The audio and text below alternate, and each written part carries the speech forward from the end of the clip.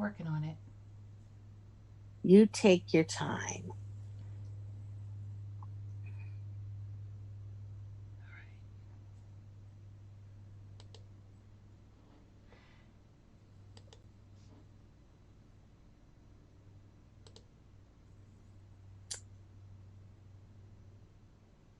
See?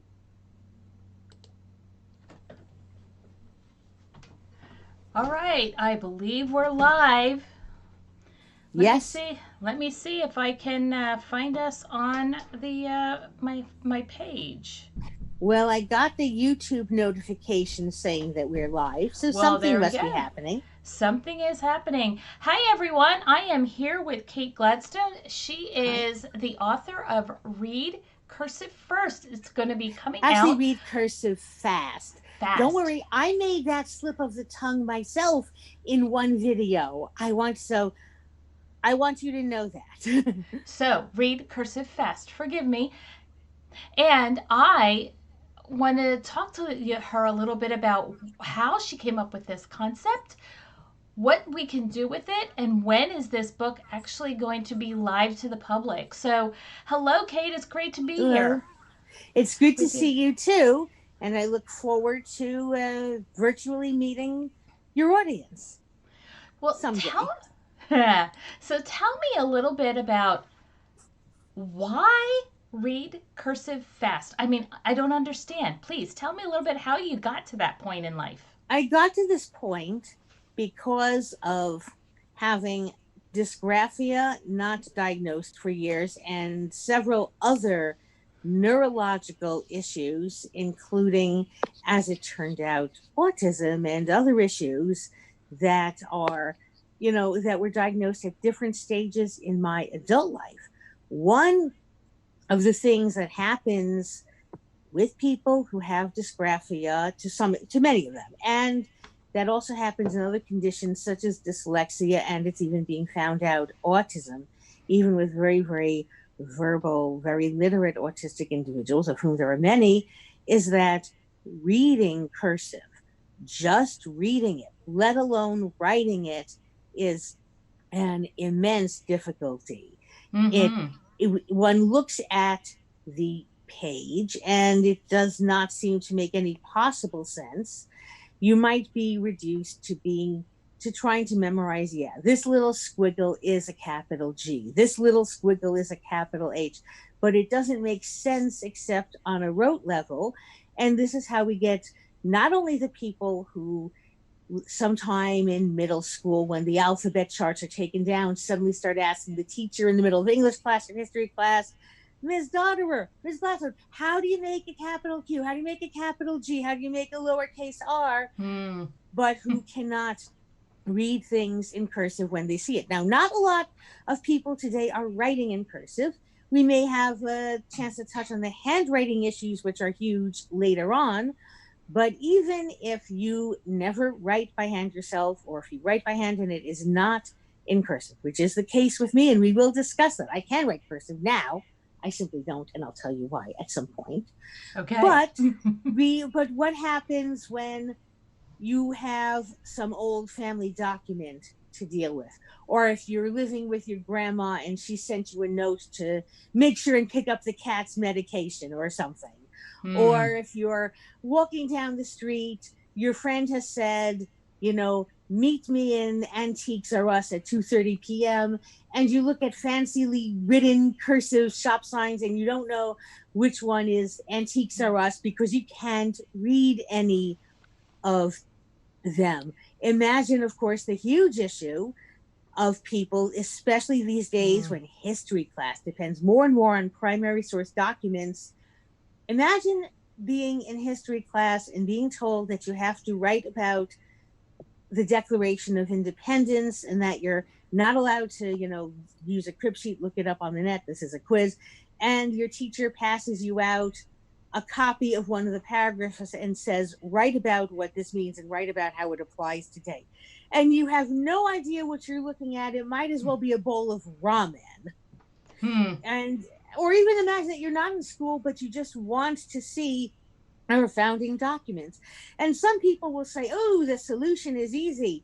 mandate that they write in cursive and the problem will go away. Well, it doesn't, because if you mandate that you write that people write in cursive, some of the features of cursive make it very difficult for anyone with dysgraphia or with many other neurological or developmental conditions to actually produce those features by hand. In fact, they're counterproductive and accident prone even in the handwriting of adults with no identified disability. Also, it has actually been found by an investigative study that was done by a large newspaper in Canada. They wanted to check out if college students could read cursive, and they found that most of them couldn't, and including the ones who had been taught cursive because they lived in places where the schools mandated that everyone would learn to write cursive.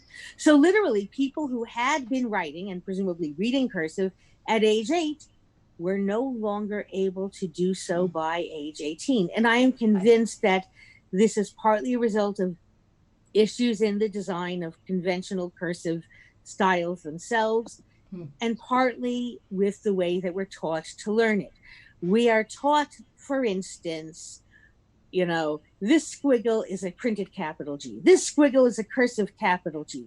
We cannot see any, it's never even hinted that there's any connection between these that, believe it or not, over time, one actually evolved, or should I say, devolved into another, which is why for the more difficult cursive letters, the ones that are not quite as obvious as capital cursive C to capital from capital printed C, I actually have diagrams of letter history showing how each of these crazy cursive letters, as I used to think of them, has changed shape, and that if you were living 500 years ago and you wrote what was being called cursive in, let's say, 16th century Italy, most of the features that we now have for cursive had not yet been invented, and what was called cursive then looked very much like a very slightly slanted, semi-joined printing.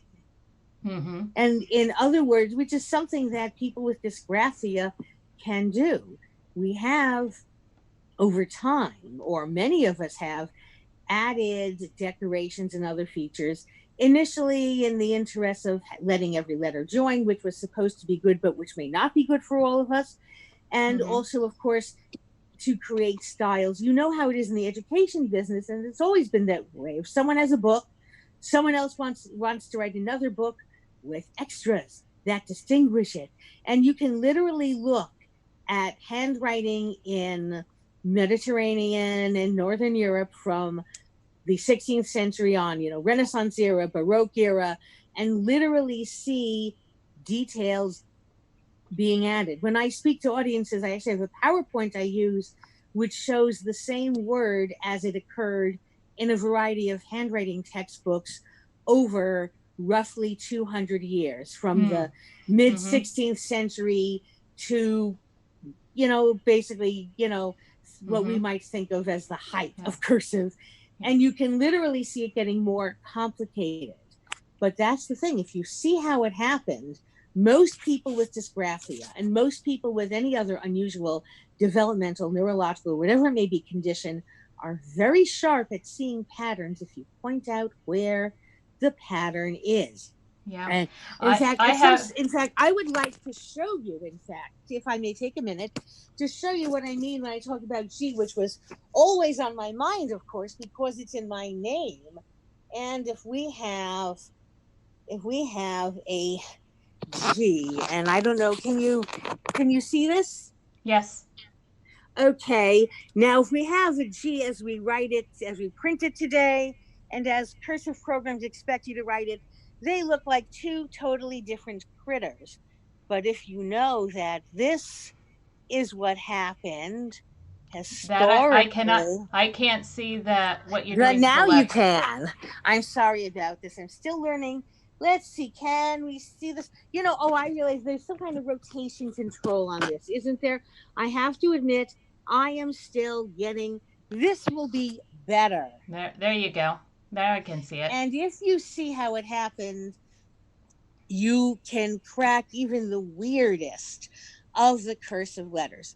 Of course, understanding how it happened or any other code cracker event is not always as it's not always as easy as ABC, but it is somewhat. That's why many of the drawings in the code cracker step of my program actually have letters superimposed on other letters. In the book, they're black on gray. Here I'm doing blue on orange to have it stand out a little better. But we actually will present a letter or a word, then Hmm. have what I call a code cracker, where I trace over the difficult areas, and then go into reading of longer and longer texts and even Hmm. worksheets where they may have to match a cursive word with Hmm. a printed one. Yeah. People You who have mentioned used you mentioned the Declaration of Independence a little while ago, and exactly, and yeah, I wanted to let you know I've been working on that with one of my students. uh-huh, He loves history, and that was his choice to work on the Declaration of Independence. good for him, I yeah, said, do you want to work on the original document or do you want to work from a transcribed version? And he said to me, mm-hmm. let's work from the original text. So we found a copy on that's been on put online, and one of the things that I noticed was that S can really be written weird. Um, Yeah, well, that was a thing throughout much of our history. People at some point had lots of variations on S, partly for the reason that S has a lot of curves, and so one thing they did was try to stretch it out so would have more room to do the curves. You've even seen in old typefaces where they will sometimes have the letter S or one of the letter S's looking something like the letter F, and you'll see, and there were actually rules about where you could get away with this. You could do it in the middle, like you could do it before another S, but the second S would have to be normal looking. But so you what you're could, saying is that word that you just wrote on the that you that just was erased. pass, PASS. Today it looks like some oddball pass, but this was what you would have seen in a type font. A handwritten version in the era of the 18th and early 19th century would have been actually something more like this. Yes, And that's when you kind of what see it it, looked like. we don't know what this is. All it is simply the result of people modifying the S for visual reasons or over time to avoid some of the difficult repeated curves. Now Hmm. this is out of use now, but I do mention it in the history section of my book because we encounter a lot of letter formations if we're reading something over 200 years ago that we don't now use. Of course, today, even our plain old or conventional cursive S is an issue. We wouldn't necessarily know that, how would you know that the stuff on the right was the stuff on the left? You probably wouldn't know until Read Cursive Fast came along and did this. Mm-hmm. And then that, of course, also explains one of the issues we see with individuals who have dysgraphia or who have any of a wide range of neurological or developmental conditions. I say neurological or developmental because these things, can overlap a bit, with some conditions. Well, have you ever seen people who are trying to write a word like boss, let's say, BOSS, and they're trying to do it in cursive? And it's supposed to come out like this, right? Something like this. Mm-hmm. I'm not a great cursive expert, but you've seen how very often someone with dysgraphia will be attempting this, trying hard, and they'll be doing B and then go down and do the O and go down, and it looks as if they have like extra letters in there, and it's or they write like a V and it looks Yes. like, and we've all seen this. And in fact, most of us at some stage have done it. I myself, you know, basically was doing this whenever I was sort of forced to write cursive. Now, why do they do this? Well, they know because they paid attention in class that this is a B and they know that this is an Go up a O. little higher. There you go. Yeah, and they know that this is an S And they know because they've been in cursive class, oh, these letters start on the bottom. In conventional cursive programs, most or even all letters start on the bottom. So when they're trying to add it together, they here I'm ending up my B up here. I have to go somewhere. They told me everything starts on the Mm-hmm. bottom. What are they gonna do? And this is why, and they will swear on a stack of Bibles, that this is what you taught them, which it isn't, but in a way it is. It is exactly what you taught them. And yes, And how, yeah, getting but so those the so O, how can the something like B, the reading yes, cursive getting the B, teach them the O. how to avoid this? How can you make them make sense? Oh yeah, what I do is I tell them, actually, it doesn't start on the bottom, but we have a wind in and a wind out. In other words, if you're leading into a stroke, then this is the actual B, and this is the actual O, and this is the actual S. Even if it's a little distorted, once you realize that not all of the letter is really letter, once you see a familiar looking letter inside the cursive bowl of ramen, then you have an idea what belongs and what doesn't. And when we talk about cursive, there's always someone who says, oh, but why do you need to do this? Why would you need to specifically teach them how to read it? If they write it, won't they pick it up? Well, if you have dysgraphia, Mm, maybe you yes. can't write it.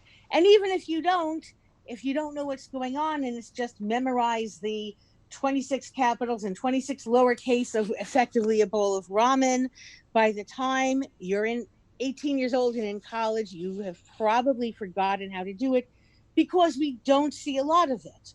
A lot of us, in my generation, or in yours perhaps, people, were growing up and seeing a lot of writing, not just being displayed, but being in the act of being done. I can Mm-hmm. remember being a little kid and seeing my mom write letters by hand to the bank or the grocery store, the electric company, or whatever.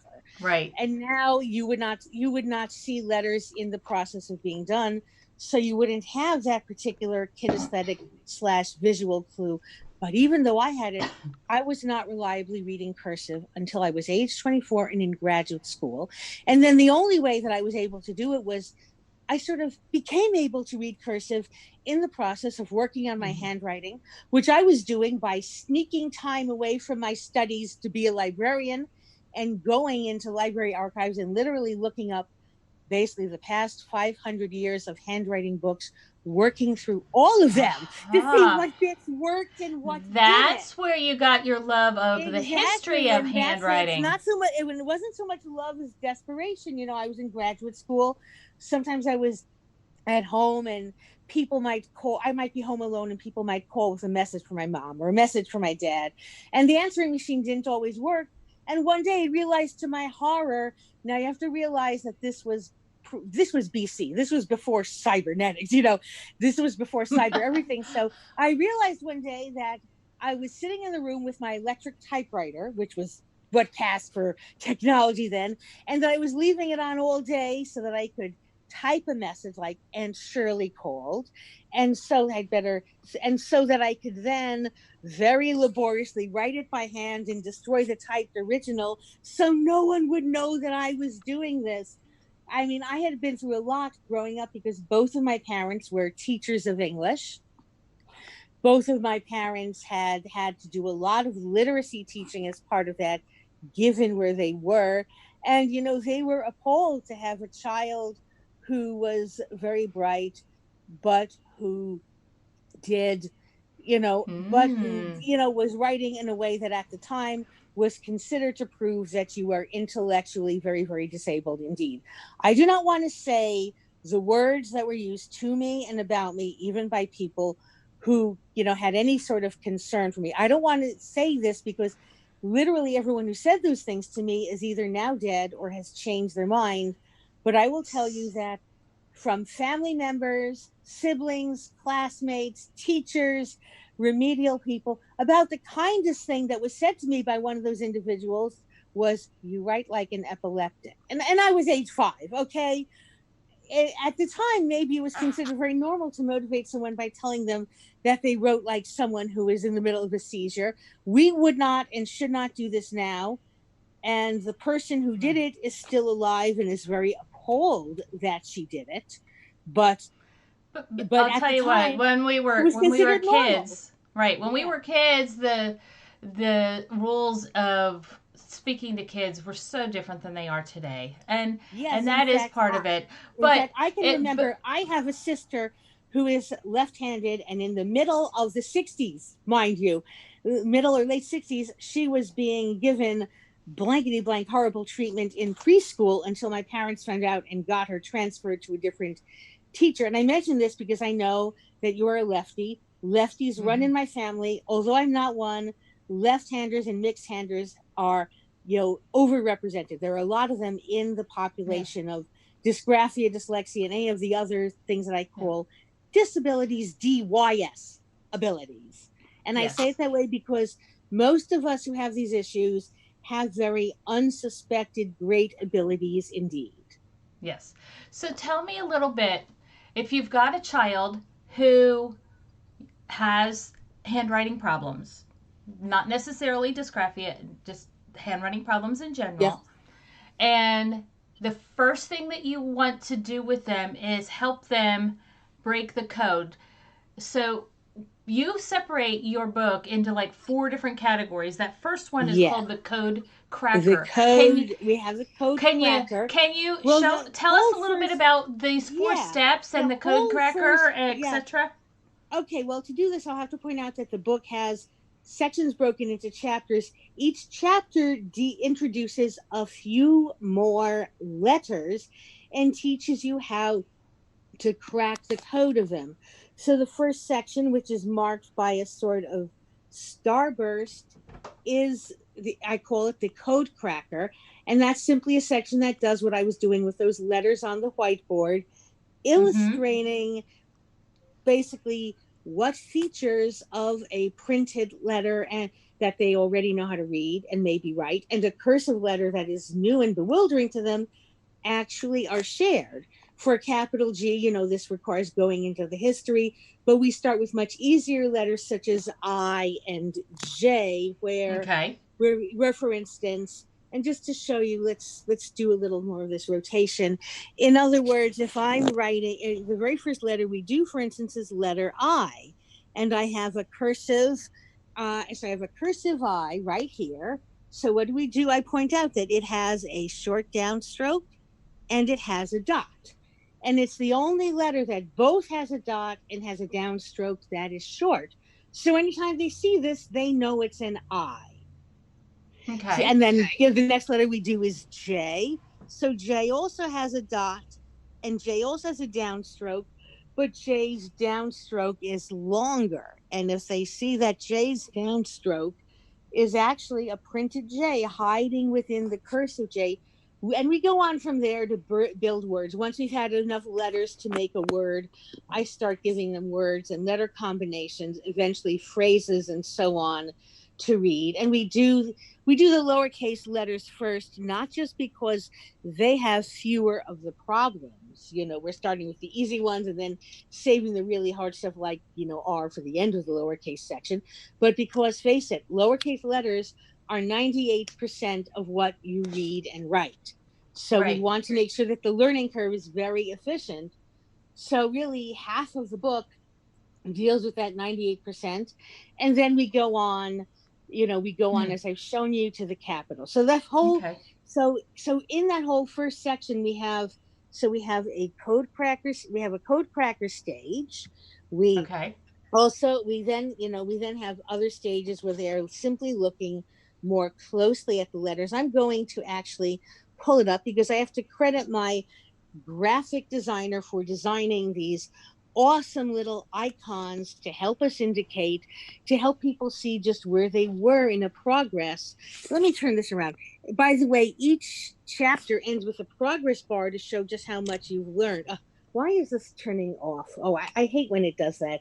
I don't want to keep it just on because it will waste the battery. So here we're going to go. Let's see if I can bring this on. So There, for instance, I can see you your can A's. see it. Well, Now I so can't, we but have for I'm going to go. I'm just bringing it. So like Code Cracker is the first stage in any chapter, and it has a little icon, this little square starburst, just a little eye Mm-hmm. catcher. Then we have some reading and tracing practice, the book icon for reading, the pencil icon for tracing. At Got this it. point in the book, for instance, they've worked on G, Y, J, and a few other letters. And I'm not asking them to read the whole word yet, but I'm asking them to locate the letters they've learned. As they do this, they're incrementally picking up some of the rest because the other letters are letters that will come up in the next chapter. If they really can't get it, well, we have a code cracker that cracks the whole word for them. And when we go further down, and as we go further down, we're incrementally adding letters, reviewing them. And one thing I do that's very important, I have found, is to show them that for some of the letters, there are different ways the letters can look, even if they're only slightly different. We Right. have all found people who went through some kind of handwriting training, and very often people with developmental or neurological issues who, once you get them through training, they can read, but they can read the model they trained on. They can read That's that correct. particular.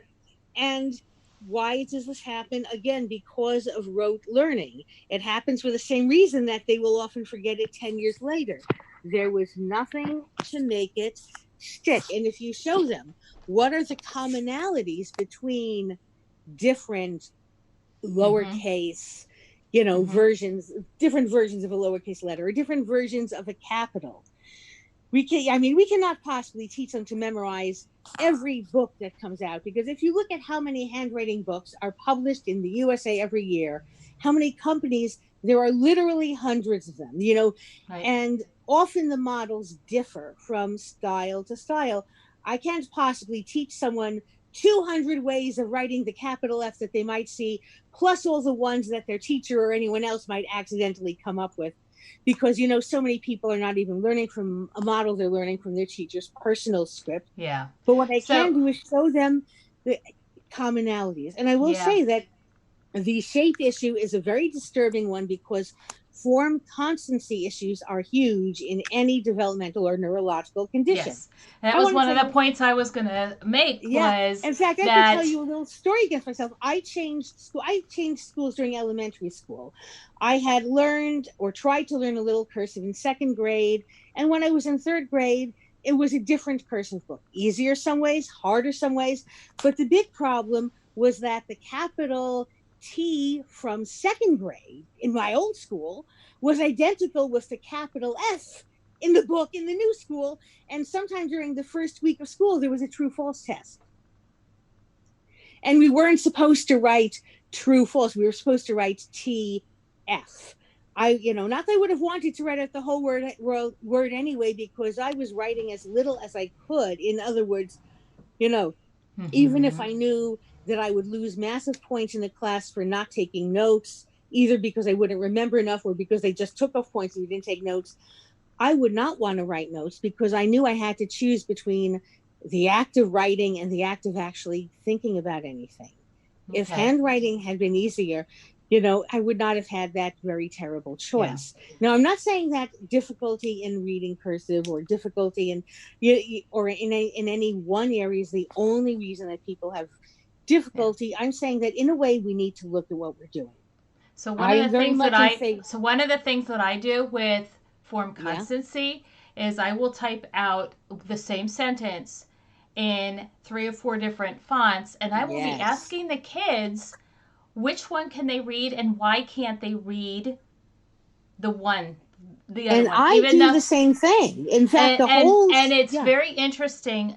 What I have found is kids that are struggling with reading in Mm-hmm. general cannot read text type text that has the A written that funky way and the G written that funky Yes. way. And I actually, So yeah, I've separately really from cursive, I actually so will I've give show really you what I do about A, because the A and the G were a bugaboo for me. I mean, the lowercase yes. a, So but what that's I even so without cursive. mm, But so I what I also do was things with Kate, so what I fonts. was doing so what I was doing is Yeah. I was looking and researching what type fonts today make it easier for kids, and I have found 4. One of them Mm-hmm. is Century Gothic, one of them is Poppins, another one is Quicksand, and the fourth one is Lexend.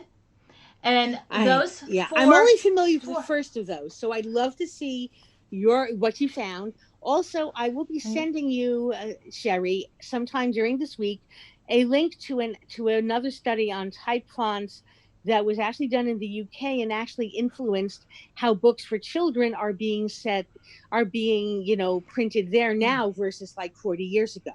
Well, So I will send you even that. 5 years ago, it was Yeah. a very different. So there's one reading resource that's out there that's very popular in the area, and they have a writing section and talk about that A and the G. They didn't even change it Yeah. when they were putting the writing together, and kids did not understand the difference between how to Yeah, write it. I I will don't even actually know how to show write you that what other I A. do with that funky A and G thing in a minute because you brought it up. And because, as you know, I will be writing more books after Read Cursive Fast, and some of them will probably deal with form issues and things that are not Yeah. cursive. Don't want to give away too much, but I want to show you for now. I'm going to do a little rotation-y thing again.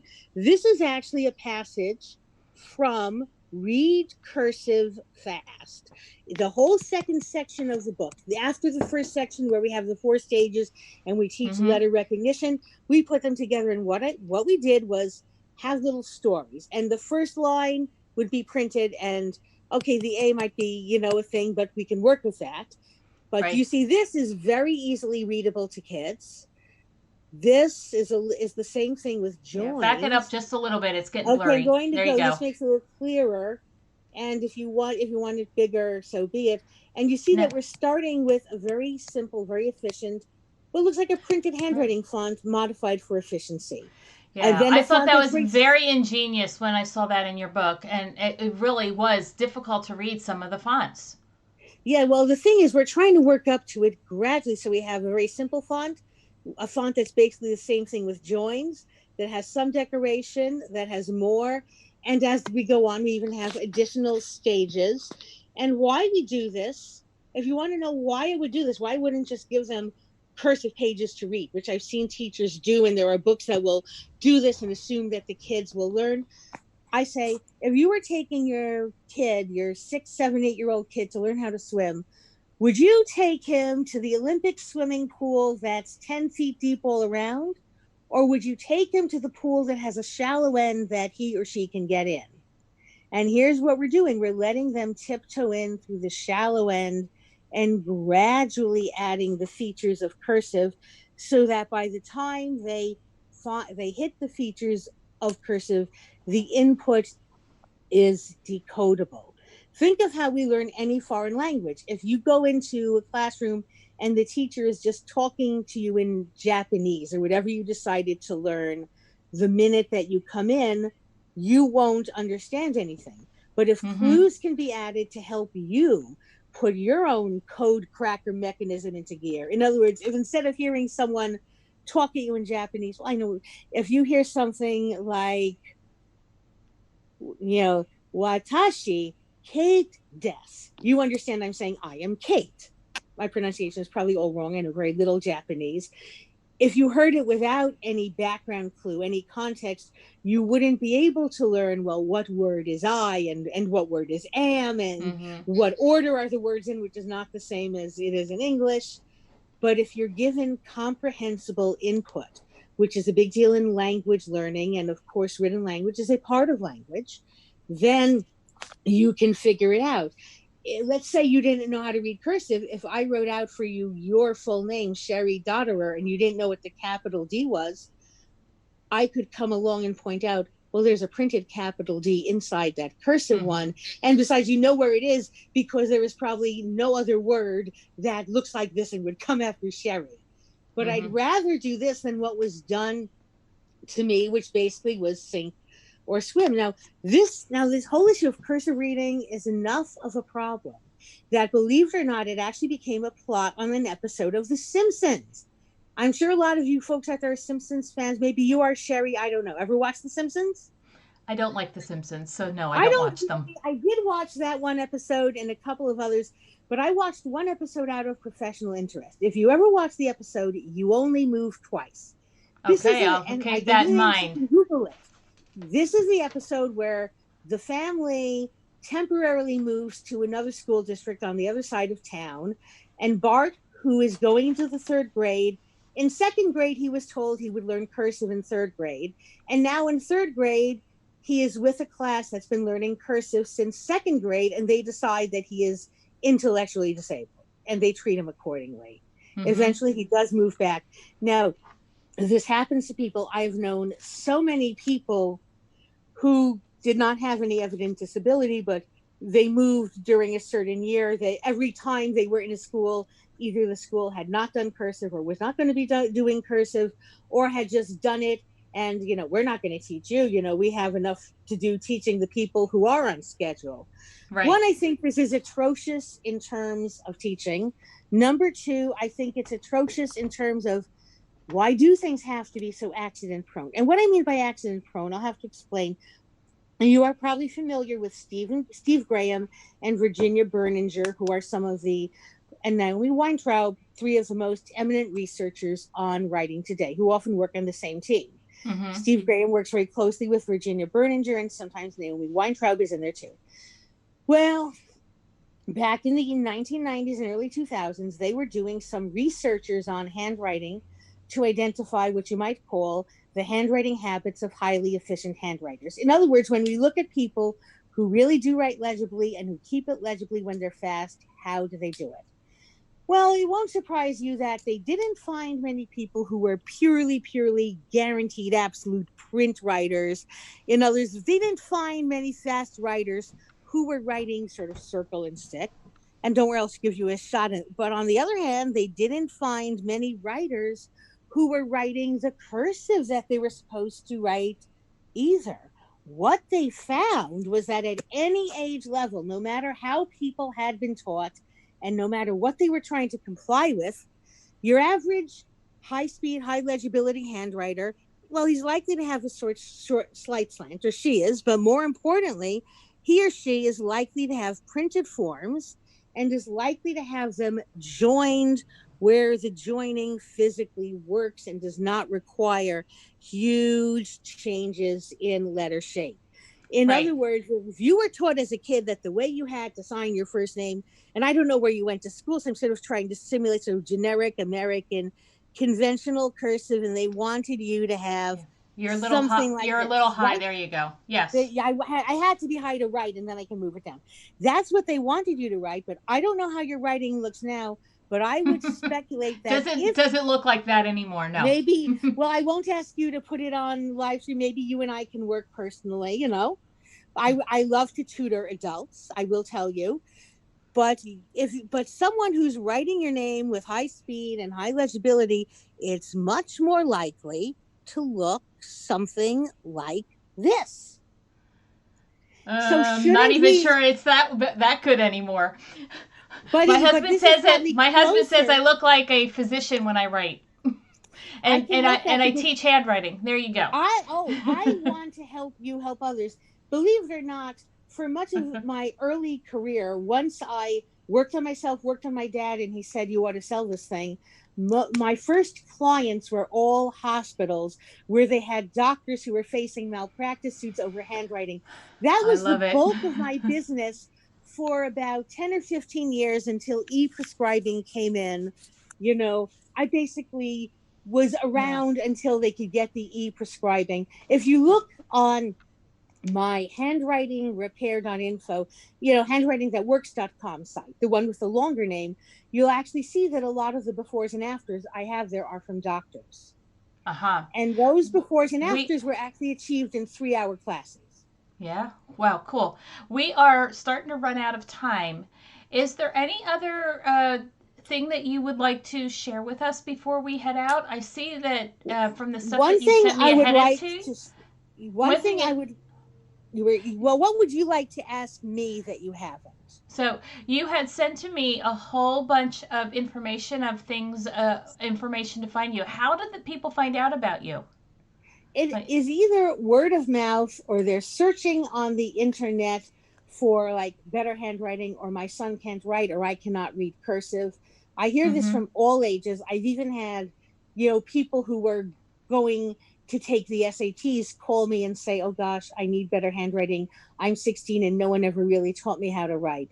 I've Mm-hmm. had people call me because their kids were in trouble not being able to read a professor's handwriting, even if the professor was legible. I've had I've had everything you can imagine. You know, many of these have been people who said, I thought my kid could read cursive, or just assumed he could. But now that I'm home with the kid a lot more, I realize my kid actually cannot, because I wrote him something and he couldn't read it, or Mm-hmm. she couldn't read it. So I'm certainly doing a lot of teaching by Zoom at times like these, but I always have done it. In fact, I have typically taught internationally. At one point, I was teaching a teenager who was in Egypt because his parents were stationed in Egypt. He was going to get a chance to go to a very good private school back in the States, a boarding school, but they literally wouldn't accept him unless he could learn to write so that the examiner could read it and then they could test him. Okay. So I would say I've had literally everything. I've done a lot of work with English as second language learners for whom, you know, cursive, learning handwriting of any kind might not really be covered. I've seen people who were basically writing in ways that showed that they'd not been taught to write, but they were trying to make up our writing on the basis of their alphabet because they knew they hadn't been taught. And these were situations that had to be dealt with. I would say that I think that reading cursive is very, very important. I do not think that the only way to read cursive is to learn to write that way and to write that way. So, as you can guess, I'm very much in favor of working on handwriting skills to the extent possible for a given individual, which may differ. But I'm saying Mm-hmm. I don't want to worry if they write cursive. I want to teach them to read cursive once they've been reading print for a while, and teach them to write more sensibly themselves. Read Okay. cursive fast is obviously about the first half of this process. Now, before we end, I promised I would show you about that wacky, wacky A and G thing, even though this does not come up in the book, but I did promise you. So let's do this in 1 or 2 All right. minutes. So where Okay, now we know while you're getting that ready, tell us your website. my website. Well, I have more than one website. I'm going to tell you my newer website, Kate at readcursivefast.com, because that's easier to remember and the search engines are starting to pick it up. So that's one. And besides, it has a link to my other older website, which has a lot more stuff on it. Kate at readcursivefast.com basically focuses on the book. As soon as ordering is available, you'll be able to order it. But now you can go to the order page and literally reach the company and ask how to place a pre-order. And for those who wish to review the book, if they contact me, and you're certainly free to give out my email. I just don't state emails on public things, but you can give it Mm-hmm. out if people ask. They can if they can honestly tell me that they will review the book and publish the review someplace, in a blog, in a periodical, on their site, in a newsletter, and of course on Amazon and Goodreads when the book is actually available. If they do this, I will send them a reviewer copy, the same PDF that you got. And I'm going to show you. I'm just sketching some things. And this, by the way, I have been known to. Oh, this one is probably not looking. Yeah, I don't want them to bump on each other as I illustrate this. So let's go do our little rotation screeny thing. And one thing to realize if you want to understand printing is that every lowercase printed form we have actually originated historically from what we would now call capitals as a simpler, faster way to write.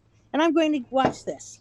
A. Back when our capital A was invented, it didn't go left, right, middle. They went left. They went. Oh wait, I'm going to have to get the color marker here. Left, middle, right. Okay. Watch. Left, middle, right. Left, middle, right. I'm actually summarizing. Basically, this is like over a millennium of evolution. But if you Hmm. realize left, middle, right, and you think of speeding up that sequence, you actually see how it happened and how this one Uh-huh. happened. And if no one ever showed you, it's just like they let you think it was like dropped down on Mount Sinai by the letter fairy, I suppose. Or G. Never made that connection before, so Now, thank of you. course, there's a lot more to letter history. I'm just showing you this is just the period from the Roman Empire to basically, the 16th century. After that, we're Okay. getting into cursive. So this is about a millennium and a half. There were loads of writing styles before that led to what we still call Roman capitals. Now for G, faster G on its way to turning into lowercase. Now look at this one. If you have this one, you can easily see this, or you can see, look how it changes. And this is actually my preferred way. I like to write a G this way. I don't normally teach it. I demonstrate it to people. I give them the choice. I don't typically write it for teaching, but I write it, for me. And we all have differences, I think. So Mm-hmm. if you actually look at it, you can actually see how a word like egg and some version that you might even see in a type font, they look different, but motorically, kinesthetically, and conceptually, they are very much the same. Okay. And now imagine this, you have a master's in science, you've spent oodles on your education, and you never learned till this very day something that they should have told you or shown you when you were 5. Yeah, but showing me when I was 5 and retaining it with executive Yeah, of course. function I'm not saying development, five. it doesn't I'm not always saying five retain. is the only way, and I wouldn't Yeah. necessarily just show them. I'm a big believer in kinesthetics. When I'm working with someone in person, not with Zoom, but if I'm in the actual room with a kid, or for the matter, a grown up, I will have them do things like I can't really do here, but like stand up and like actually move. And I will actually have them do a whole bunch of A's, Mm-hmm. starting with a capital, ending with a lowercase, and have them go down across middle, almost like sort of a dance. And I point out, well, these days we use the first one and we use a couple of these others. And if you do it, believe it or not, they get it. They might not get it the first time, but they have a much better chance of making sense of that. The minute they see, they're reading a storybook like the Three Billy Goats Gruff, and they see a type font with goat. And it's crazy to them because what they know is, they know this. This is what you've been teaching, right? This is what they've seen. But if Mm-hmm. I point out, okay, the O and the A and the T, you can, figure out. Well, the O you can figure out, the T you can figure out, but now look at the G. Remember how I was having you do all those different G's, and this one has the same basics as this one. Uh And huh. look at the A. If you write the A, and the reason problem with the typewriter A is Excuse people me. don't know how to write it. No problem. People think you start at the top, you start at the left side. And if you do this, you have a curve part and you have a sort of stick part. And you can see how if you've got this, obviously it's a bit fiddly to write. So people ended up making the curve part bigger and the stick part a little less fancy so it could all flow as one piece. And Okay. once you see that, that capital A makes that lowercase a, that weird thing, the typewriter A, as some people call it, makes sense. And you're going to at least, and if you want to do it, I know very few people who want to do this, but if you want to do it, at least you can do a version that looks good instead of like, this sort of thing that they come up with, Yeah. which is odd. You couldn't figure out A because you were thinking of that as your typewriter A. Or I mean, there are other names. Typewriter A is not the best one because this existed for about 1,000 years before typewriters. Right. But Correct. I like to use that term as an introduction because we've seen typewriters, we've seen type fonts. So So, this makes a huge difference, right or well, wrong? wow, this was very interesting. I am so glad we are out of time. So we Understood. can So I'll find tell you you at all goodbye. Hope to we hear can from you find you soon. at Kate at Readcursivefast.com. readcursivefast.com. And you can get her book sometime within the next month or so. Or And pre-order now. Give me a request and I'll forward it to the publisher and tell you how to reach the publisher. We okay. expect it in a few weeks. PDFs already exist for reviewers, The book will be in paperback. I'm hoping that if there is enough demand that we can do an electronic edition. I think they're still discussing that.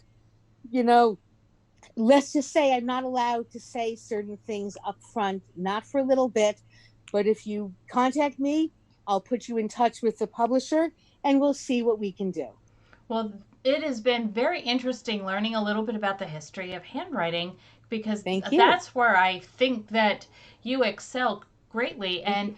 and there is so much more information that you have to offer. So people go and look her up and see what you can find because she had some really interesting articles that we haven't even touched the surface on discussing today. Well, I So will talk with articles or with anyone about articles privately. You know, I my policy is that I'll talk with people a little bit and then either they become my friend or they have to pay or in some rare cases both.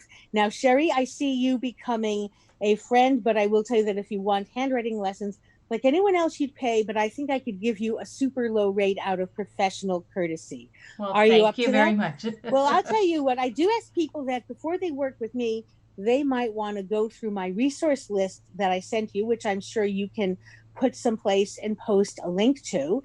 And because there are a lot of people who don't need me and they can improve by themselves in one session.